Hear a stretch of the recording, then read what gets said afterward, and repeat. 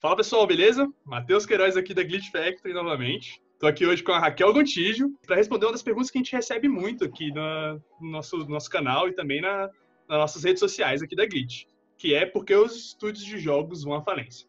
Bom, Raquel, puder se apresentar? Bom, boa tarde para todo mundo primeiro, né? Meu nome é Raquel, como já foi falado. Eu trabalho atualmente, faz 5 anos que eu estou trabalhando na Behold Studios, na verdade, assistente administrativa. Eu lido com a parte toda administrativa, tanto da Behold Studios. Entrei esse ano para a Rogue Snail, né? A gente trabalha não só com essa parte administrativa da empresa em si, mas também trabalha com a ideia dos empréstimos e outras questões assim, editais que as empresas podem ter, né? Uhum. Eu, na verdade, tenho uma formação totalmente fora do normal, porque eu sou formada em Relações Internacionais. É mesmo? Pô, que legal. E agora eu tenho formação, especialização em Gestão Pública. Uhum. Na verdade, eu fui parar em jogos meio que porque eu tinha mais experiência nessa área de administração. Já trabalhei em embaixada, já trabalhei com órgãos da ONU, nessa parte de administração e assistência de projetos.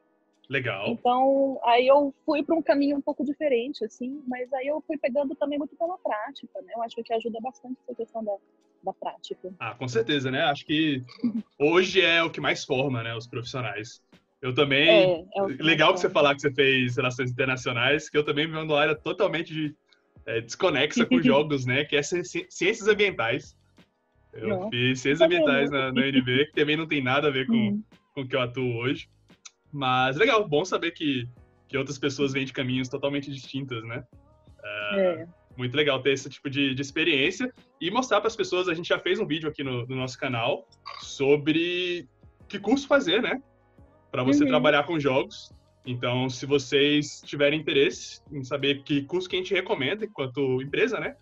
O que a gente busca nas pessoas que mandam currículo pra gente, tem um vídeo aqui no canal, vou deixar o linkzinho aqui embaixo, vocês podem assistir aí, entender um pouco mais sobre por que pessoas vêm de tão longe, param aqui e acabam ficando, né? Porque, querendo ou não, a indústria é muito massa. E a gente também acaba fazendo outros cursos depois, né? Às vezes, pela necessidade da prática, a gente vai tendo... Eu vou fazer também alguns cursos nesse sentido, secretariado executivo, que eu estou pensando em fazer. Então, a gente sempre pode complementar nesse sentido. Então, não precisa também ficar tão preocupado, né? Ah, com certeza. Não precisa ter ansiedade, né? Não precisa ter ansiedade de fazer alguma coisa específica. Legal. Então, Raquel, vamos lá a pergunta. Acho que vai ser bem uma opinião sua, assim. A gente vai conversando ao longo do vídeo. Por que muitos estúdios de jogos vão à falência, assim, na sua opinião? Para quem está começando agora, que tem essa ansiedade, né? Tem um movimento muito grande no mercado. A gente vê que o prazo, geralmente, de duração, de atuação do estúdio de jogos é de 2, 3 anos. Geralmente, muitos não se profissionalizam, né? Não acabam formalizando a empresa, não acabam acertando o modelo de negócio, acabam não tendo sucesso na produção de seus jogos. Por que você acha que isso acontece? Você que está atuando há tanto tempo no mercado. Então, eu acho que, na verdade, depende do caso específico, né? Mas existem algumas coisas que a gente pode ver que são pontos mais críticos com relação especificamente a jogos, assim, né? Então, existem alguns fatores-chave que podem influenciar. E eu acho que, principalmente dentro deles, é uma questão, assim, às vezes, da postura das pessoas que estão começando a trabalhar com jogos, às vezes de não compreender muito bem como é que funciona a área, qual que é o objetivo, né? Não ter um modelo muito claro do que é que elas querem, onde que elas estão querendo chegar. Ou, às vezes, não saber fazer. Eu acho que esse é um dos pontos que acontece muito com as pessoas dentro da área não só da área de jogos, mas de economia criativa como um todo. Que é justamente assim, como não sabe como é que é a rotina e a prática de você lidar em termos de trabalho com uma empresa, né? Especialmente uma empresa de criatividade.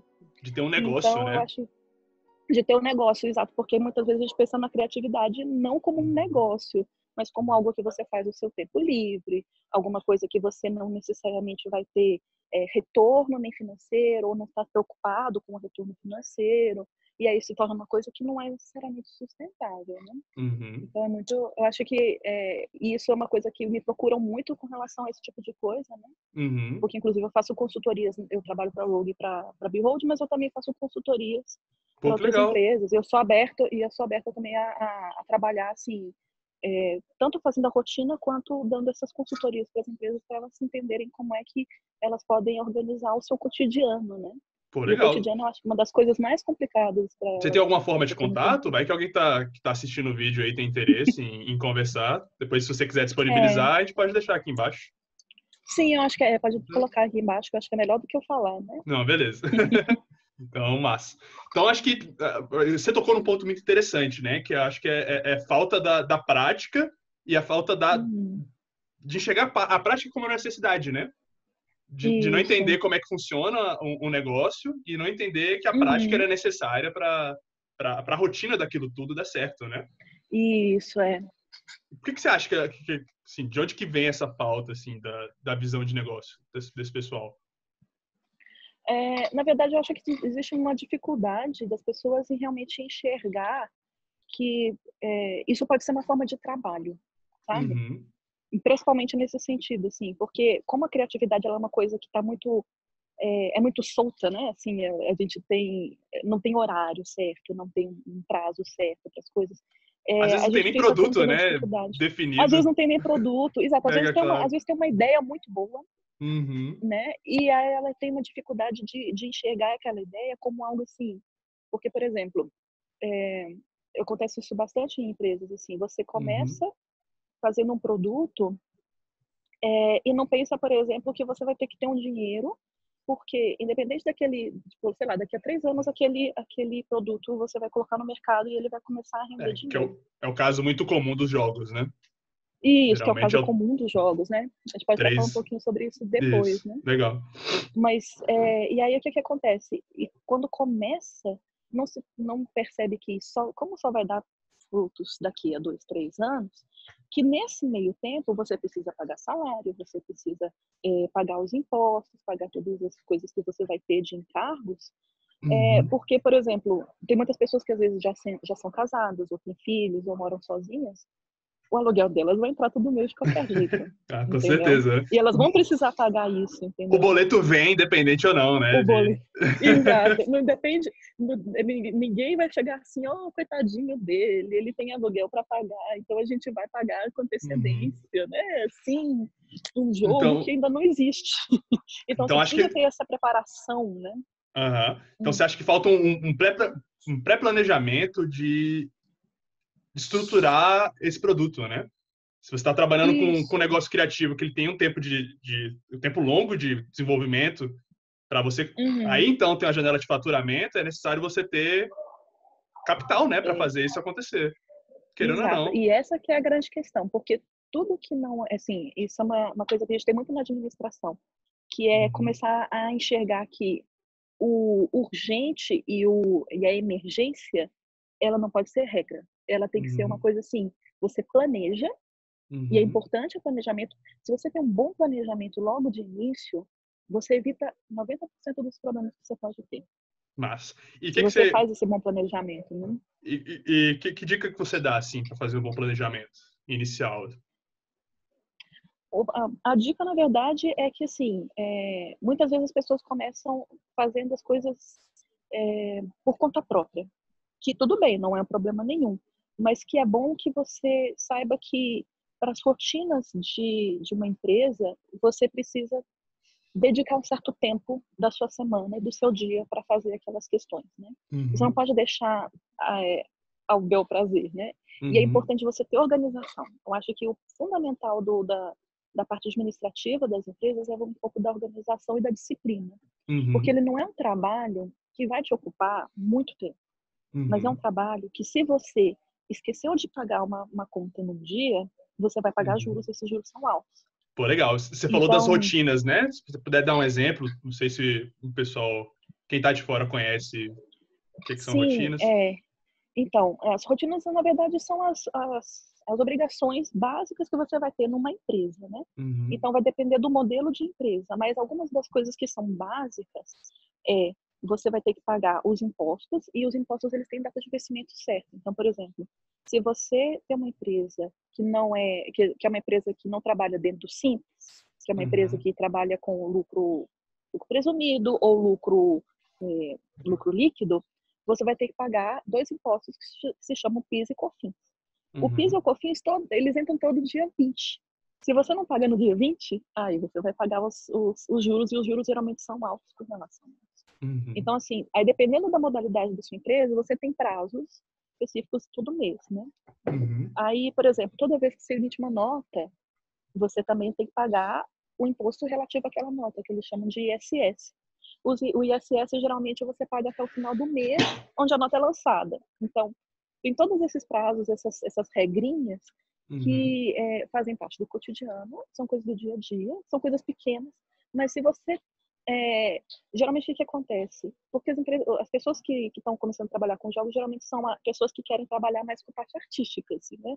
Ou tanto na parte, assim, de programação, matemática, as mecânicas dos jogos, ou na parte de game design, ou na parte de ilustração, na parte de áudio, né? Todas essas questões, elas são muito associadas com a parte criativa. E elas demandam muito tempo.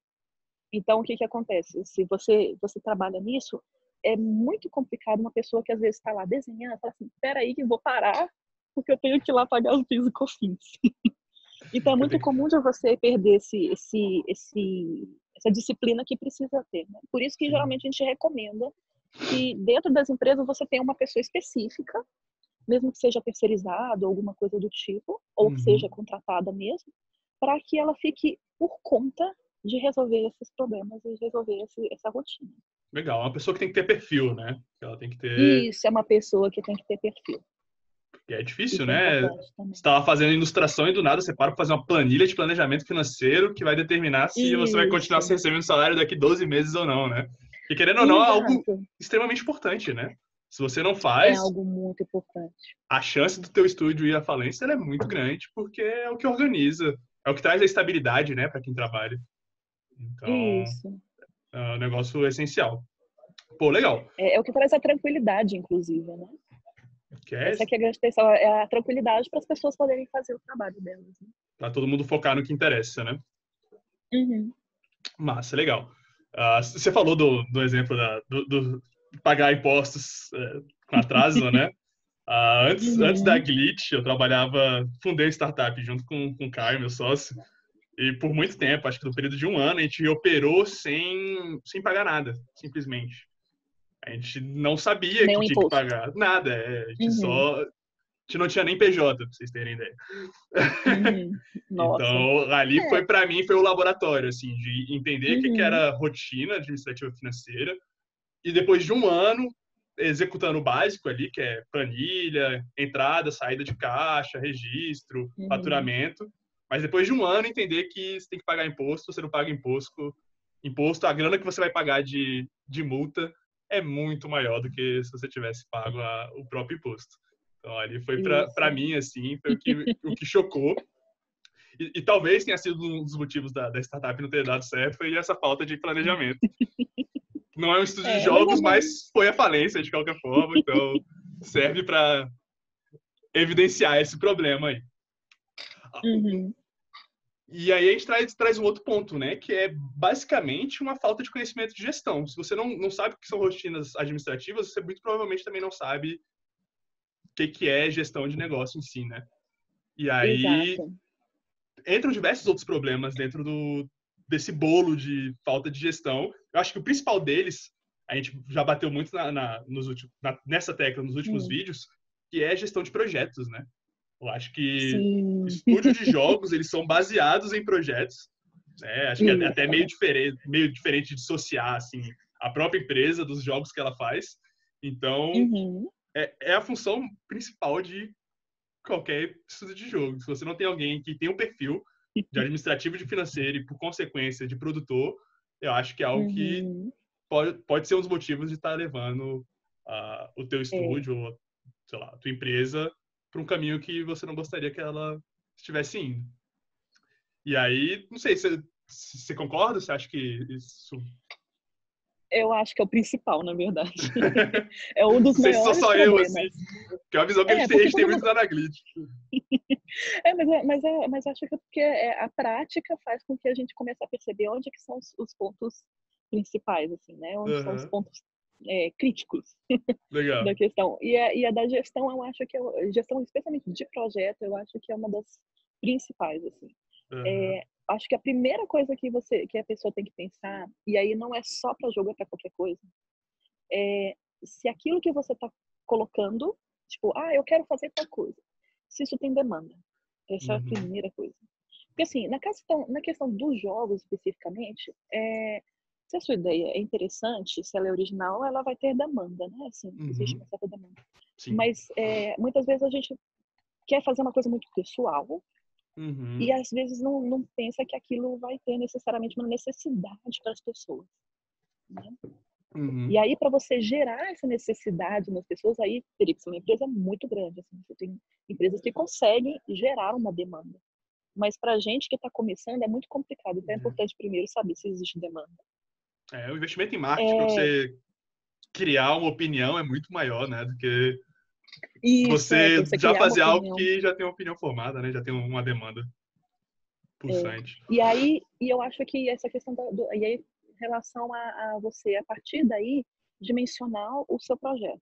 Eu acho que isso é uma das coisas muito complicadas, porque eu já escutei isso muito de gente assim, porque eu tô montando uma empresa de jogo e eu tô querendo fazer um RPG com uma arte realista, com um gráfico AAA, aquelas coisas assim. E aí você fala, meu Deus, mas com 5 pessoas você não vai conseguir fazer isso em tempo hábil e mais. Porque você, por exemplo, uma empresa que faz um AAA desse tipo, às vezes leva 10 anos ou 5 anos para fazer, com 100 pessoas, 150 pessoas trabalhando. Um orçamento aí para as casas dos 100 milhões, né? Exato. E aí entra essa questão do orçamento. Por quê? Porque como você vai ficar 2, 3 anos sem nenhuma entrada de dinheiro, porque você só vai começar a receber. E isso é uma coisa que é importante as pessoas dimensionarem. Por isso que essa ideia do planejamento, de você colocar numa tabelinha de Excel, né, os prazos que você vai ter para entregar cada etapa do projeto, para saber o quanto de tempo que você vai precisar para aquilo, é muito importante. Por quê? Porque, em geral, a gente não recebe dinheiro em nenhum projeto, a não ser que você faça um Kickstarter ou, né, uma de crowdfunding da vida? O crowdfunding, de financiamento coletivo. Se você não faz esse tipo de questão, o que vai acontecer? Você vai passar uns 2 anos, digamos, sem entrada nenhuma. Porque você só vai entrar dinheiro no dia que você lançar o jogo, e na verdade não vai ser nem no dia que você lançar o jogo. Por quê? Você vai lançar o jogo, sei lá, na Steam, vai lançar na Google Play, você vai lançar na Apple, a Apple só vai te pagar daqui a 2, 3 meses. É uma coisa que poucas pessoas não sabem, né? Ou não procuraram saber, talvez. A janela de faturamento, geralmente ela é muito curta, né? Geralmente o jogo ele tem um pico muito alto no lançamento. E ali é onde você vai ter o grosso do teu faturamento. Só que essa grana que vai entrar no data do lançamento, a Steam só repassa daqui... Acho que é 4 meses, né? Se não me engano. Por aí. Depende da loja, né? Depende da distribuidora. Mas, assim, em geral, assim, você pode calcular pelo menos 2 meses até 4, 5, né? Assim, essa janela. E essa é a grande questão. Porque como você vai receber esse dinheiro só lá na frente, você precisa de uma coisa que a gente chama, que é muito importante, que você vai ter que ter nesse período. É como se você tivesse que fazer uma reserva, tipo um depósito de dinheiro, para você ir pagando todas as contas, todas as coisas que você vai precisar durante esse tempo, né? Nesses 2 anos. E é isso que a gente chama de capital de giro. Perfeito. O capital de giro é justamente o dinheiro. Então, você vai ter que fazer uma planilha e falar assim, quanto que fulano custa por mês? Quanto que a gente paga de água, de luz, de telefone, todos os gastos que você coloca por mês, todos os impostos. E aí você vai ter assim, olha, eu preciso de gastar, sei lá, eu vou ter que gastar pelo menos 5 mil reais, 10 mil reais por mês para manter esse meu negócio. E aí você vai ter que calcular isso para o tempo que você previu lá do seu planejamento, o tempo que você previu para você terminar o seu projeto e desenvolver o projeto. E aí que entra o negócio. Você vai ter que calcular também esse tempo de leniência, né, que eles chamam, que é o período até você conseguir receber o faturamento. E mais, por quê? Porque também tem os atrasos. E também tem a fase, por exemplo, de você tirar os bugs, né, que você consertar os erros do jogo, que às vezes você pode planejar que vai ser um tempo tal, mas às vezes pode até duplicar, triplicar. Se estender e isso aí tem que ser levado. Isso, então você tem que ter o quê? Além do capital de giro mesmo, você tem que ter uma reservinha para, tipo, ixi, atrasou. Como é que eu faço? E você vai ter esse dinheiro para você conseguir sobreviver mais uns 2, 3 meses. Deu ruim. Porque acontece isso, e na parte de tecnologia acontece muito, assim, né? Bugs eles são esperados. A Glitch é mestre nisso, né? Acho que o Bravery vai fazer 3 anos aí de deu ruim, galera. Pra quem quiser saber o que aconteceu, a gente tem um update do No Place for Brave, update 1. Lá tem toda a história do que aconteceu com o projeto, mas ele tá de pé. Inclusive saiu, no dia que a gente tá gravando, hoje saiu o update 2. Tá aqui no canal, muito é só... Quem quiser saber, tá aqui.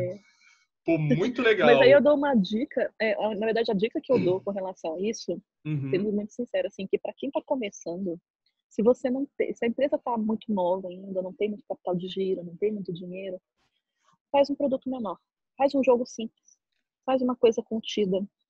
Por quê? Porque a gente acha que a gente só vai conseguir faturar quando a gente vai fazer um projeto grande. E não é assim. Às vezes você vai ganhar mais dinheiro se você fizer um projeto pequenininho, um jogo de 2, 3 horas, mas que seja bem feito, bem acabado, bonitinho. E isso pode faturar muito mais do que você fazer um projeto de 3, 4 horas. Sim, com certeza. Super recomendo essa dica também. E assim, só para a gente colocar em um número para o pessoal entender a dimensão. Você está fazendo um projetinho pequeno de 4 meses. Você demora 4 meses para receber da Steam, cara, é tipo o dobro do projeto que você vai passar. Quase um ano. Quase um ano para você começar a faturar. E, cara, é muito tempo. É muito, muito tempo. Então, tentem ser muito inteligentes na hora que vocês forem montar o planejamento de vocês, porque isso define se o seu estúdio vai para frente ou vai para trás, basicamente. Exatamente.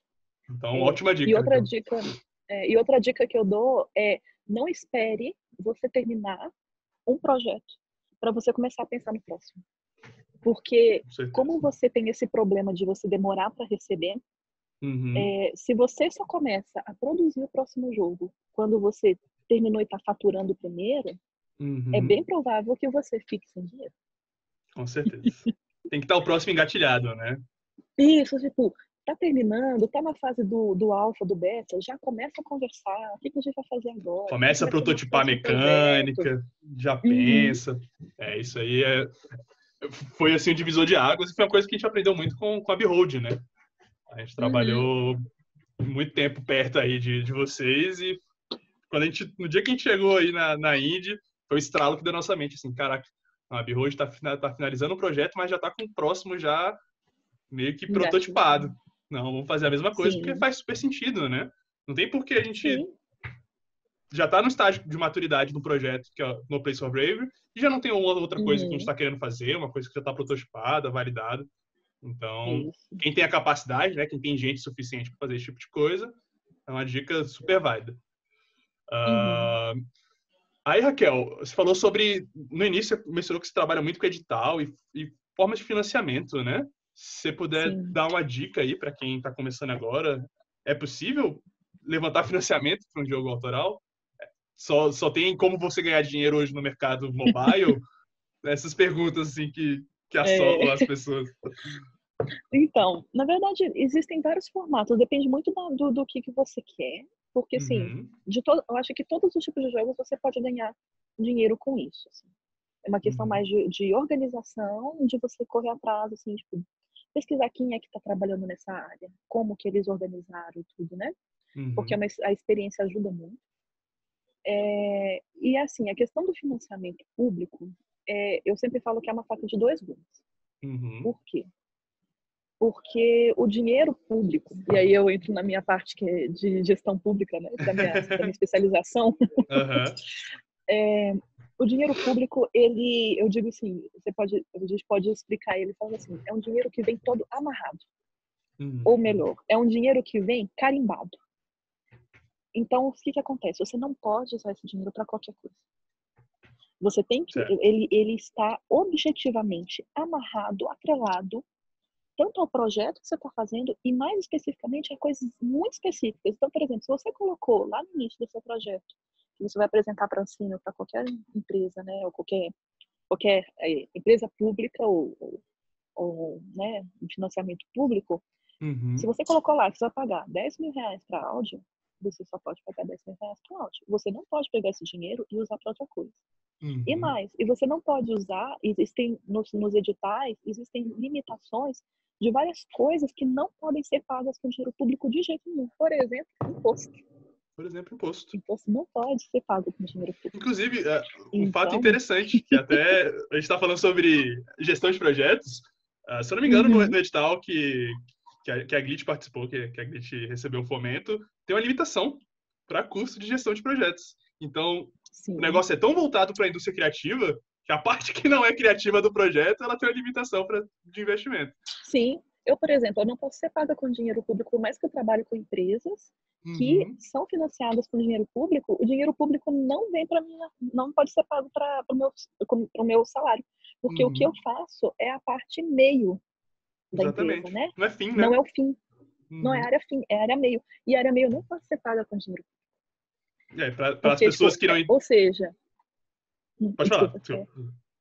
Não, ou seja, que na verdade, esse financiamento público, ele serve para você fazer algo, produzir algo com ele. Ele não serve para você manter a sua empresa. Não é... E muitos deles não são dinheiro dado, são dinheiro emprestado. Então você tem que pagar de volta. Ia falar exatamente, não é fundo perdido, né? Que o pessoal não é gosta muito de falar. Alguns são, né? O projeto, por exemplo, o edital do FAC, né, do ano passado, 2018, ele é considerado fundo perdido. Mas você vê que são financiamentos menores, bem pequenos. Financiamentos a partir de 250, 500 mil, 1 milhão, dificilmente vão ser fundo perdido. Todas têm contrapartidas e são contrapartidas tidas, de certa forma, como agressivas, né? Que são padrão de mercado, mas são padrão de mercado de players que, enfim... Não é tão bom para o estúdio, não é tão bom para a pessoa que recebe, mas, enfim, é dinheiro e, claro, é a forma que a gente tem para poder produzir alguma coisa. E é o que profissionaliza boa parte das empresas, né? Sabe o que é que eu digo que ajuda? Ajuda, por exemplo, se uma empresa já está um pouquinho mais madura e ela tem, por exemplo, dois times, né? Fazendo 2 projetos ao mesmo tempo. Um está fazendo projeto autoral e o outro está fazendo, ou as mesmas pessoas dividem tempo e tudo, né? E eles estão fazendo o projeto do edital. Se você está fazendo 2 projetos em paralelo, o projeto do edital pode cobrir a sua empresa enquanto não chega o faturamento. Com certeza. Do jogo que você está fazendo, do jogo autoral. Então você pode fazer esse tipo de coisa, assim, que às vezes ajuda bastante.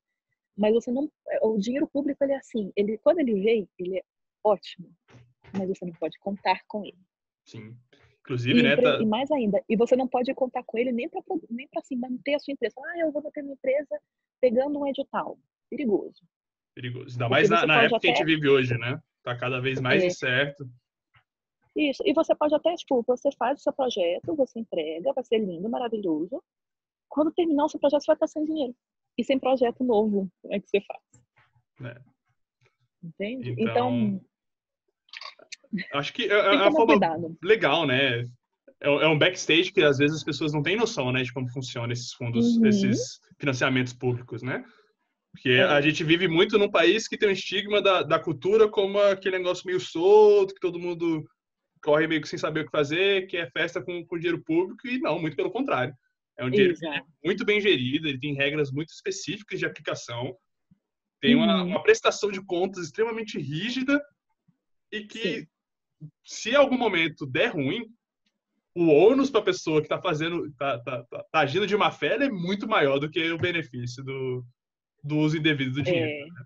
Então... Isso, inclusive, as pessoas podem se endividar ou podem ficar com o nome sujo de uma forma muito feia se elas pegam financiamento público e depois não cumprem o que elas deveriam ter cumprido. Sim. Então, assim, se você quebra, tem algumas coisas que você quebra as regras, por exemplo, você é eliminado da lista de edital durante, às vezes, 5, 10 anos, 20 anos. Você não pode mais concorrer a outros editais. Então, tem coisas bem pesadas. Assim. Você não pode fazer de jeito nenhum. Acho que semana passada saiu uma notícia muito preocupante, né, nesse quesito aí de financiamento público, que foi a redução de mais de 40 milhões do fundo da Ancine, né, do FSA. Qual que você acha que é o impacto disso para a indústria de jogos, especificamente? Eu acho que é um impacto grande, mas ao mesmo tempo, assim, porque essa aqui é a questão que eu estava comentando. O dinheiro público ele tem uma faca de dois gumes. Então, ele ajuda bastante, ele dá um fomento bacana, mas a gente não pode contar muito com ele. Então, assim, na verdade, para mim, eu penso assim, eu nunca contei com ele. A ajuda pública, quando ela vem para ajudar. Ela não vem para manter. O que significa isso? Eu acho que uma pessoa não deveria, por exemplo, desistir de fazer jogos ou falar assim, eu acho que tá muito complicado o cenário para deixar de fazer por causa disso. Né? Do mesmo jeito que eu acho que muita gente, que as pessoas que vão no oba-oba, de tem dinheiro público para pegar o edital e que vão fazer um jogo porque saiu o edital, também é muito ruim. Assim. O edital ele vem para apoiar. E isso é uma coisa que você vê, por exemplo, não é do Brasil. Todos os países têm financiamento público em maior ou menor quantidade. Para todas as indústrias que fazem parte da parte de que a gente chama de cultura, né? Toda cultura ela tem algum tipo de financiamento público em qualquer lugar do mundo. Qual que eu acho que é a grande vantagem na questão do Brasil com relação a essa questão de financiamento? Que, na verdade, o nosso mercado de jogos, você vende em qualquer lugar, você coloca na Steam, você vende no mundo inteiro. Então, você recebe em dólar e vende no mundo inteiro. O mercado é muito amplo, né? O mercado é muito amplo e ele é mais constante, porque ele não depende tanto, por exemplo, das oscilações de um país específico. Não depende da oscilação de política pública ou de financiamento ou crise de crédito no Brasil ou nos Estados Unidos ou coisas desse tipo. Você vai ter algumas oscilações que podem facilitar ou dificultar a sua gestão. Mas se você faz um bom planejamento, você não necessariamente vai eu vou fechar as portas porque eu não consegui financiamento público. Né? Então, assim, ela tem um impacto porque ela demonstra o quê? Que existe um processo de retração desse apoio dentro do Brasil. Isso é significativo. Sim. Isso é bem significativo. Eu acho que para mim mas ele não é definidor. Mais, com certeza. Acho que para mim o que me preocupa mais é o fato de que esses editais de financiamento público, eles serviam muito para colocar players que não são tão grandes dentro de uma indústria que ela é muito cara, né? Que ela tem um modelo de negócio muito difícil de ser implementado. Porque é caro o profissional que desenvolve jogo e o tempo de duração é muito longo. Como você mesmo comentou aí dos projetos pequenos. Até os projetos pequenos geralmente têm uma duração de 1 ano para entrar dinheiro. Então, o financiamento público ele vinha para apoiar justamente esses players que, por algum motivo, não conseguiram capital ainda para poder desenvolver o primeiro ou o segundo projeto. Então, nesse sentido, é um baque muito grande na indústria em termos de crescimento. Os grandes players, ou os players médios, médio porte, que já tem capital suficiente para manter a empresa por mais 2, 3 anos, realmente não vão sentir um impacto tão grande. Mas para o grupo de amigos que se conheceu na Game Jam, que via a Ancine como uma possibilidade, aí é uma rasteira muito grande, né? Que não, nesse sentido é mesmo. Ainda mais. Mas ainda tem a SPC, que inclusive saiu esse ano. Então, para quem for de São Paulo, é uma possibilidade que está aberta. E sugiro que vocês aproveitem, porque é o que é o dinheiro que apoia, né? Como você mesmo falou. Ele não mantém, mas, cara, ele faz acontecer jogo, ele desenvolve. É uma forma. Eu acho que a grande questão nesse sentido é de não desanimar, no sentido assim, existem processos de retração e de crescimento, né? Então a gente recebeu esse baque, ele é grande com relação ao crescimento, mas esse tipo de coisa também ele muda ao longo do tempo, né? Porque quanto mais a indústria fica robustecida, no sentido assim, da gente realmente se dedicar a fazer as coisas direito, e essa que é a grande questão. Porque quando você tem financiamento público, eu conversei bastante com o pessoal do Ancine, né, por conta de questão nesse sentido, eles falaram assim, olha, para a gente conseguir manter isso aqui, a gente tem que mostrar para o pessoal lá de cima que isso aqui tem resultado. Então, é uma questão de compromisso nosso, da gente trabalhar duro, fazer as coisas direito, entregar as coisas no prazo, fazer as coisas direitinho. Fazendo isso, a gente facilita as coisas para o futuro. A gente não garante, mas a gente facilita. Então, assim, quanto mais a gente trabalhar duro, tipo, assim, não, tá bom, continua. Faz do jeito que conseguir. Porque daqui a uns 2, 3 anos, as coisas às vezes mudam. Às vezes melhora a questão de financiamento. Então, e aí se você não tiver num patamar que você dê conta de pegar um edital desses, aí você vai ficar, poxa, deixei de fazer, né? Aqui. Parei por conta Desanima, disso. Né? Acho que, ao mesmo tempo que me preocupa essa notícia, me reconforta o fato da gente ser uma indústria que caminhou por muito tempo sem nenhuma ajuda, né? Sem nenhuma atenção, sem nenhuma... às vezes tem a Abra Games, mas a Abra Games não fazem um trabalho muito sério, muito importante para o desenvolvedor, mas não se compara a nenhuma outra associação aí de grande peso, sei lá, dos trabalhadores, enfim. São uma outras indústria dimensões, nascente, né? É uma indústria que é nova, mas ao mesmo tempo já caminhou muito com as próprias pernas. Isso. Então... E essa aqui é a grande questão, porque quando a gente caminha com as próprias pernas, a gente é mais sustentável. Eu acho que essa aqui é a grande questão. Aquilo que a gente conquista por conta própria, ninguém tira. Exatamente. Não é o governo ajudando ou não ajudando, sabe assim? A gente não vai depender. Essa aqui é a questão. O ideal é, vamos tentar não depender tanto do governo. Quanto mais a gente não depender deles, melhor. Legal. Porque o governo, ele vem, volta, ele muda, e isso é natural dele, né? Faz parte do sistema de governo. Então, quanto mais a gente for robustecido pela gente, aí o negócio cresce mesmo. Né? Sim. E confiar nas redes de apoio, né? Acho que boa parte da ideia que a gente tem quanto ao canal da Glitch aqui é justamente criar essa rede de apoio. Então, para você que está começando agora, se inscreve aqui no canal, entra no nosso Discord, manda uma mensagem para a gente, que a gente vai ter o maior prazer de te ajudar aí a estruturar o teu estúdio e evitar que ele vá à falência, assim, né? Principalmente evitar que o sonho morra. Isso aí. Legal, Raquel. A gente falou sobre falta de visão de negócios, a gente falou falta de conhecimento em gestão. E eu acho que um outro ponto que eu listei aqui quando eu pensei nessa pergunta, eu acho que é falta de conhecimento administrativo financeiro, que é boa parte dessas rotinas, que eu acho que você listou muito bem aí, quais são as rotinas, né? Uma coisa que para a Glitch foi a gente sempre trabalhou muito com jogos sob demanda, né? E não apenas para isso, mas também contratou muita gente na empresa. Eu acho que pouca coisa que as pessoas... uma coisa que poucos estúdios fazem hoje é ter uma gestão de contrato. Processo de formalização, precisa de PJ, pode criar só um MEI. Toda essa parte burocrática aí de gestão contábil, acho que falta um pouco aí de conhecimento para a galera. Então, se você puder explicar basicamente aí, dar dicas para o pessoal em relação a isso, acho que ajuda bastante. Então, na verdade é uma área muito grande e é justamente o ponto que gera mais dúvida. É o ponto que todo mundo me pergunta e é o ponto que eu falo assim, olha, eu posso até te ajudar numa coisa pontual, mas para explicar tudo é um negócio muito complicado. São várias e várias horas que a gente tem que sentar aqui, né? Várias e várias horas, exato.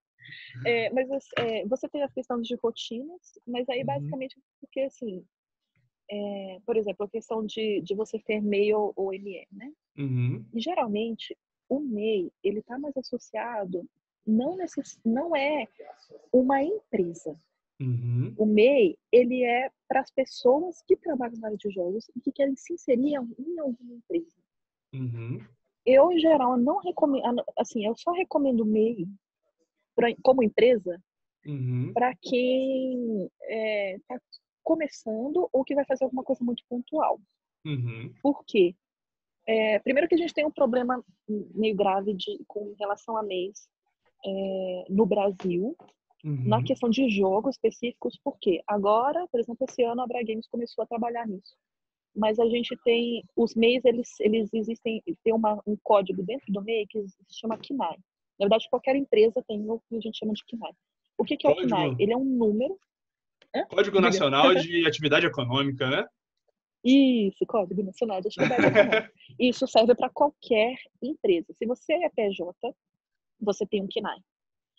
E aí existem CNAEs que são próprios para empresas, que a gente chama de ME, que são as microempresas, que trabalham com, por exemplo, o sistema do Sebrae e outras coisas, que são as empresas pequenas.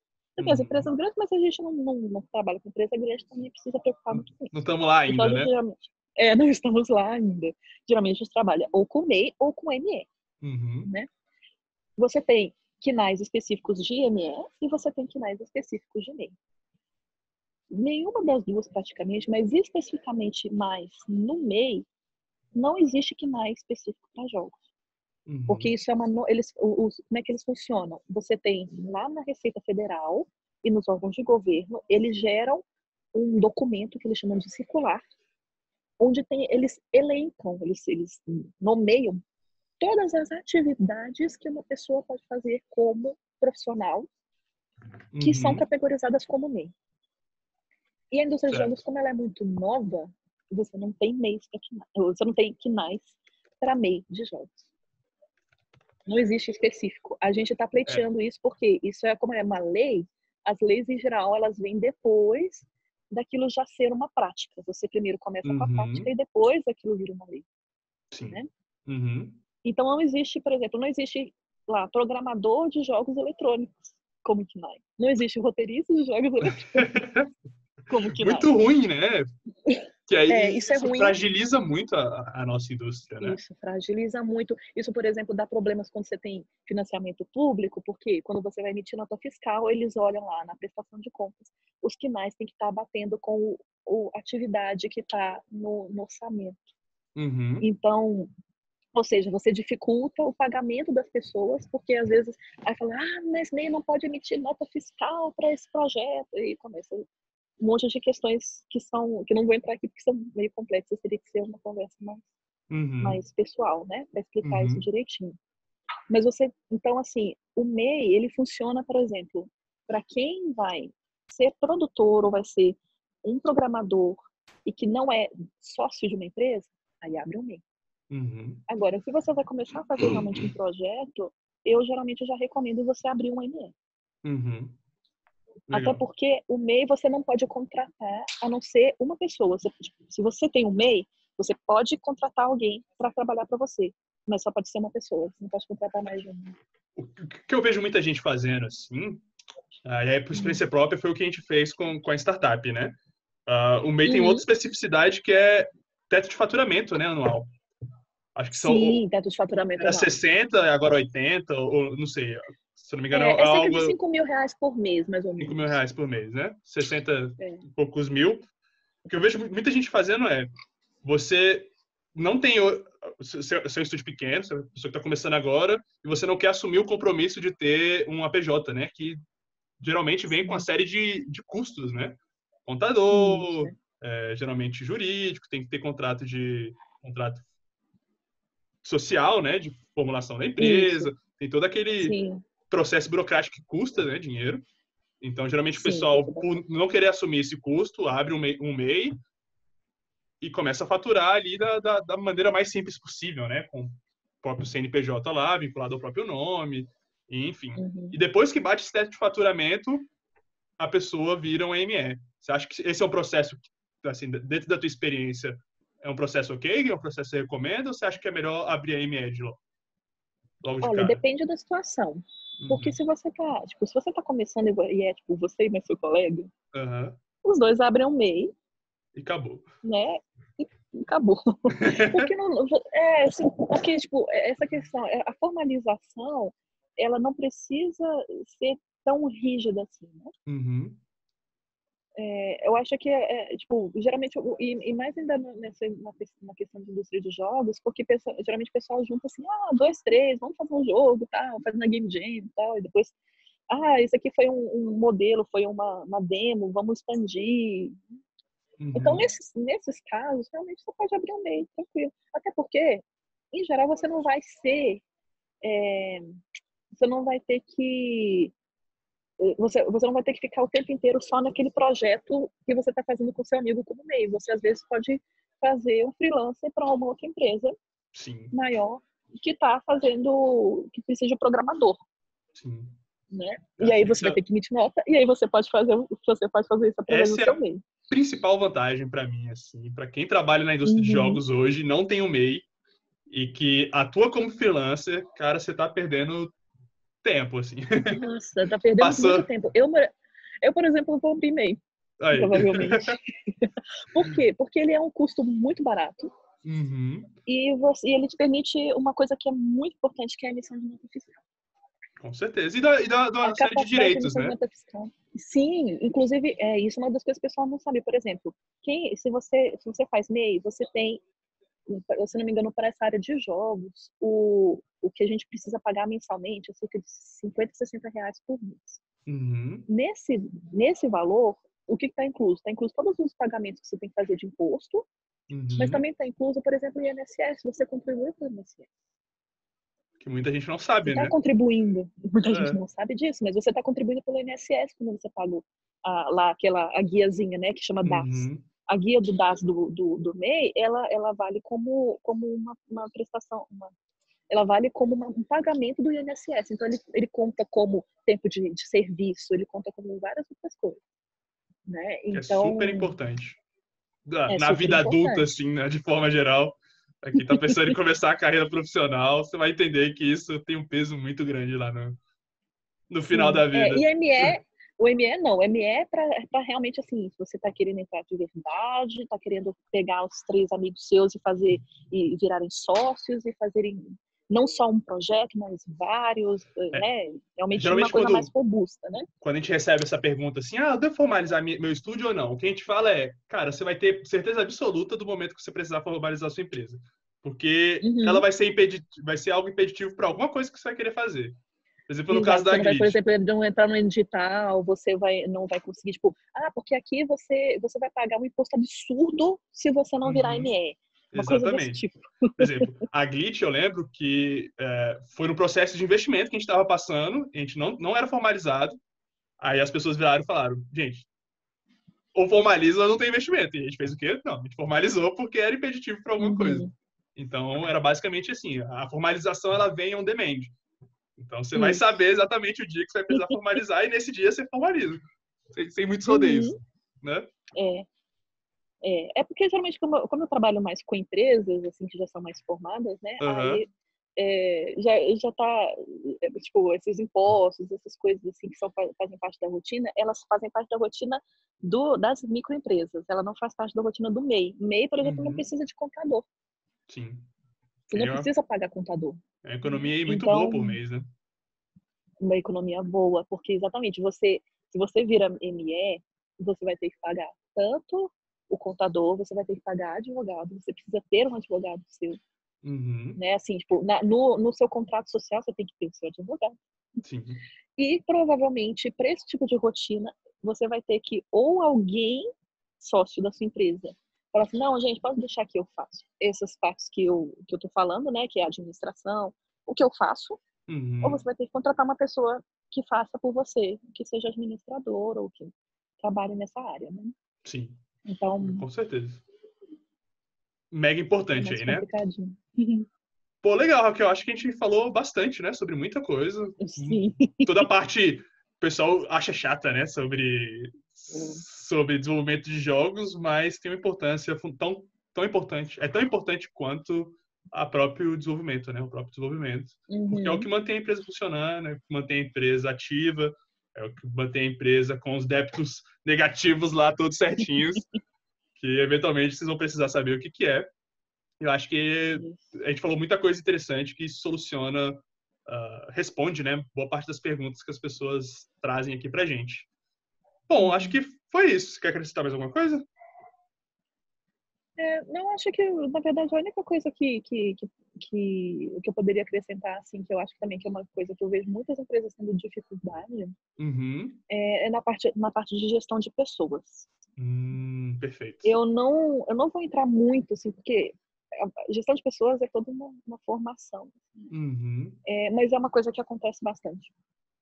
e que tem muita dificuldade, assim, que é o quê? É a questão da maturidade com relação ao trabalho, e que isso às vezes dá muito problema. Tem muitas empresas de jogos que falem ou que fecham por causa de, às vezes, dificuldade das pessoas dentro da empresa de assumirem responsabilidades, de dividirem as tarefas. Às vezes, e aí eu acho que entra a principal questão, que é a questão do diálogo. Sim. A falta de diálogo acontece muito e é muito problemático. Assim, gerenciar conflito, né, basicamente. Isso, gerenciar conflito, porque é normal, assim, todo mundo vai ter essas dificuldades. Assim, ninguém pensa igual, ninguém vai fazer, tipo, ninguém nunca vai ter algum problema com o outro. Mas a falta de comunicação é uma dos fatores que faz muitas pessoas serem demitidas e que faz muitas empresas também deixarem de existir. Né? Quando acontece, às vezes, entre sócios e coisas desse tipo, assim. Então, eu acho que quem realmente quer entrar no mercado de verdade, é importante também olhar um pouco como que funciona essa questão, assim, tipo, não necessariamente assim, tipo, você vai depender de como que você vai organizar, mas tudo tem que ser conversado. Legal. Com as pessoas. E tem que estar muito claro para as pessoas o que é esperado delas, o que é preciso que elas façam e a importância delas na empresa. Legal. Né? Então, assim... E o plano de carreira, né? né? Futuro dela dentro da empresa também. É algo Sim, o futuro essencial. da empresa, assim. Para que as pessoas... Porque acontece muito assim, senão depois as pessoas não dá certo, as pessoas geram expectativas, saem chateadas na empresa. Saem brigadas, tipo né? assim, Gera picuinha, que negócio que ela gera ansiedade pra caramba, não sabe se você está fazendo um trabalho legal, se você não está fazendo um trabalho legal, se as pessoas estão gostando. Sim. E eu vou ser sincera que eu recentemente fiquei sabendo de pelo menos uns 2 projetos que deram muito errado por causa desse tipo de coisa. Assim, do projeto implodir no caso, né? Do projeto implodir por causa desse tipo de coisa. Né? Assim, às vezes, ou do chefe não saber falar com as pessoas que estão contratadas, ou não ficar claro qual que é a expectativa. E isso é uma coisa muito delicada, assim. Então, acho que é bom por exemplo, se você está querendo começar e não sabe como, conversa com alguém, ou na área de administração, ou um psicólogo que trabalhe com RH, que conheça a parte de gestão de pessoas, bate um papo e fala assim, olha, como é que eu posso liderar uma equipe? Como é que eu posso coordenar para que todo mundo fique bem? Coisas desse tipo ajudam muito. Então, acho que... E esse aqui é o negócio, porque a gente tem que lembrar que a gente está trabalhando com pessoas que elas são sensíveis, que elas merecem respeito. Sim. Né? E que a gente tem que ser um processo mais humano, assim, porque o mais difícil das empresas é justamente que as pessoas estão sendo desumanizadas no ambiente de trabalho. É a apatia, né? E apáticos.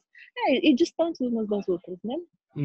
Então, acho que isso daí é o que vai ser, assim, o diferencial das pessoas daqui para frente, é justamente essa capacidade da gente lidar melhor com os outros. Saber conversar, né? E saber resolver os próprios problemas. Vou deixar uma sugestão para quem está assistindo o vídeo, que é a pirâmide de Maslow, que é uma das pirâmides lá de teorias de necessidades humanas, que é conteúdo introdutório aí de gestão de pessoas. Pesquisem aí no Google o que é, para quem se interessar e quiser entender a importância disso que a Raquel está falando. E alguém também, se quiserem, eu tenho alguns materiais sobre gestão de pessoas. Então, quem quiser, quem precisar, eu posso passar algumas coisas. Beleza, vou deixar o link aqui. Também. Então, quem quiser o material sobre gestão de pessoas, só clicar aí que a Raquel vai disponibilizar para vocês. Beleza? Raquel, acho que fechou? Fechou, acho que é isso mesmo. Maravilha. Muitíssimo obrigado por ter tirado esse tempo aí para trocar essa ideia com a gente aqui do canal. Acho que boa parte do objetivo que a gente faz tudo isso aqui é conseguir levantar essa indústria que está começando agora. A Grit, que já está aí há um tempo, e você que trabalha com a Behold aí há mais tempo do que a gente aí de casa. É muito legal ouvir de vocês que já tem muita experiência, já tem muita bagagem, já vivem disso há vários anos, e entender o que vocês pensam, o que vocês podem passar para as pessoas que estão começando agora, de dicas. Eu acho que uma coisa que eu penso muito é que o que eu quero que as pessoas tirem do canal é aprender com os erros que a gente já fez aí nesse tempo que a gente tem de casa aí, de estúdio. Então, Acho que a melhor forma de aprender é na prática e aprender com o erro dos outros. Então, comecem, não desistam, não se desincentivem a começar seu estúdio e aproveitem as dicas da Raquel aí, que são extremamente valiosas e super relevantes. Muitíssimo obrigado, Raquel, por ter tirado esse tempo. E é isso. E obrigada a vocês por convidarem. Estamos sempre disponíveis, se quiser também. Aí fica o meu contato, caso alguém precise de alguma dica, ou quiser conversar, ou também precisar de trabalhos também, né? Precisar de consultorias, aí a gente está aberto a isso. E eu agradeço muito a oportunidade de vocês também por terem me dado essa abertura para poder falar desse assunto tão importante que pouca gente quer trabalhar. Massa, legal. Pô, agradecimento é todo meu aí. Certo? Gente, muito obrigado. Esse foi o vídeo de hoje, né? Acho que a gente vai... vou editar agora ele aqui.